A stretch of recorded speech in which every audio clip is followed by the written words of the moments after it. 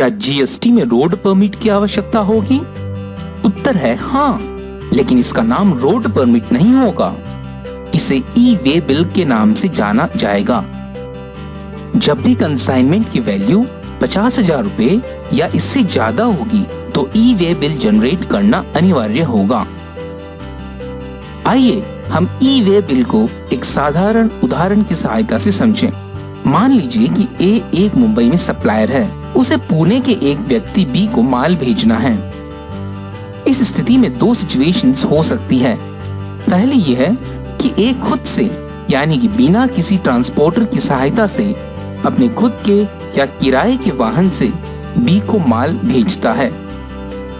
दूसरी ये है कि ए किसी ट्रांसपोर्टर की सहायता से बी को माल भेजता है। पहली स्थिति में जब ए खुद से यानी कि बिना किसी ट्रांसपोर्टर की सहायता से अपने खुद के या किराए के वाहन से बी को माल भेजता है, तब ए माल की मूवमेंट शुरू होने से पहले ही जीएसटी वेबसाइट पर फॉर्म जीएसटी INS 1 के पार्ट ए में भेजे जा रहे माल की डिटेल्स को भर देगा। फिर फॉर्म जीएसटी INS 1 के ही पार्ट बी में वाहन की डिटेल्स को भर देगा। जब पार्ट ए और पार्ट बी दोनों भर दिए जाएंगे तब ए ई वे बिल जनरेट कर सकेगा। दूसरी स्थिति में जब ए किसी ट्रांसपोर्टर की सहायता से बी को माल भेजता है, ऐसी स्थिति में ए माल की मूवमेंट शुरू होने से पहले ही जीएसटी वेबसाइट पर फॉर्म जीएसटी INS 1 के पार्ट ए में भेजे जा रहे माल की डिटेल्स को भर देगा। फिर फॉर्म जीएसटी INS 1 के ही पार्ट बी में ट्रांसपोर्टर की डिटेल्स को भर देगा।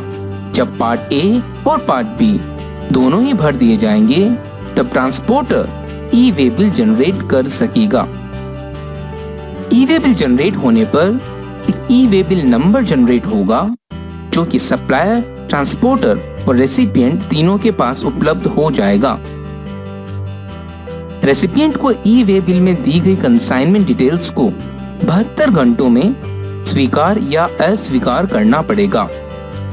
अगर 72 घंटों में रेसिपिएंट ई वे बिल में दी गई कंसाइनमेंट डिटेल्स को न तो स्वीकार करता है और न ही अस्वीकार करता है तो यह मान लिया जाएगा कि उसने कंसाइनमेंट डिटेल्स को स्वीकार कर लिया है। हर एक ई वे बिल का एक वैलिडिटी पीरियड होगा। यह वैलिडिटी पीरियड माल के ट्रांसपोर्टेशन की दूरी पर निर्भर करेगा।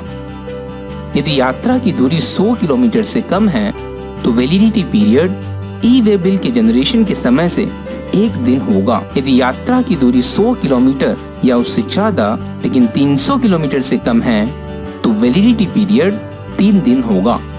यदि यात्रा की दूरी 300 किलोमीटर या उससे ज्यादा लेकिन 500 किलोमीटर से कम है तो वैलिडिटी पीरियड 5 दिन होगा। यदि यात्रा की दूरी 500 किलोमीटर या उससे ज्यादा लेकिन 1000 किलोमीटर से कम है तो वैलिडिटी पीरियड 10 दिन होगा।